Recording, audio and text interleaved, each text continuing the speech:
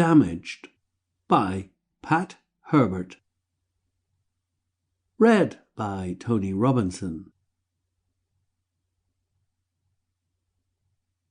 Author's note.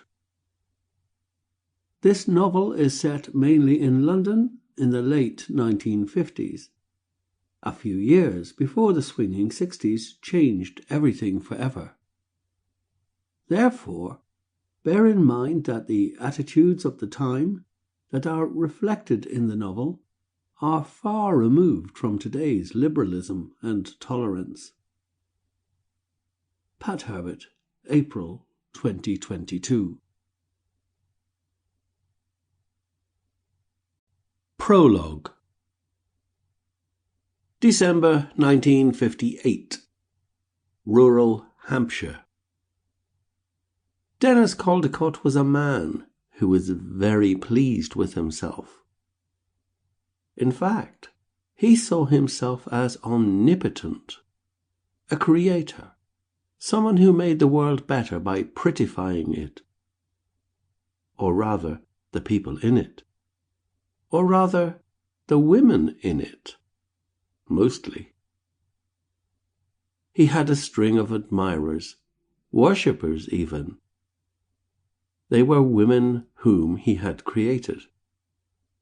He saw himself as the Victor Frankenstein of the cosmetic world. He was a past master in his field.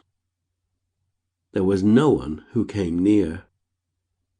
The successes he'd had with Hollywood actresses were too numerous to mention. Whenever he went to a cinema, there would be at least 2 or 3 female players up on the screen whose looks he'd helped to enhance. Most women, to his not quite ancient eyes at least, however beautiful, could always do with improving. The not-so-beautiful ones were more difficult, of course, but he never turned any woman away from his Harley Street consulting rooms, no matter how much of a challenge they posed. His one proviso was to ensure they had the wherewithal to pay for his expertise. As he trudged along the snow-covered lanes towards his home on the outskirts of the little village of Warrendale, he smiled with anticipation, contemplating his welcome that evening. His beautiful wife, the woman whom he had created almost from scratch, would be waiting for him, his meal ready, his slippers warmed. If only this treacherous snowstorm hadn't grounded all traffic, he thought crossly. If his car hadn't died on him, he could have been at home and in her arms by now. As he continued on his arduous way, he could feel the palpitations start up again. He had been warned about overexertion, especially at his time of life. But he had to keep up, didn't he? It was almost the end of another year, almost of another decade.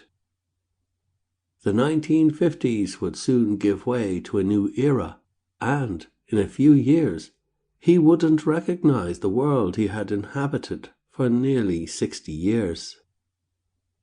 However, he wasn't going to live to see those changes. Changes he would frown on as women began to liberate themselves from men like him.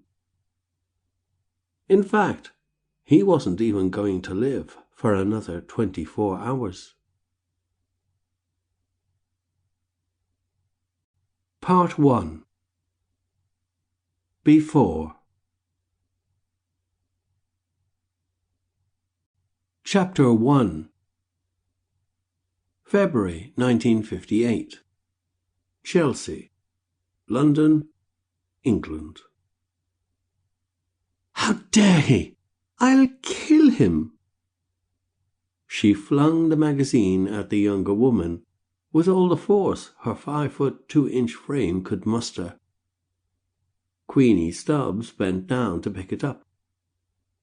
It had torn at the staples, causing a large gap to appear on the face. Sample complete. Ready to continue?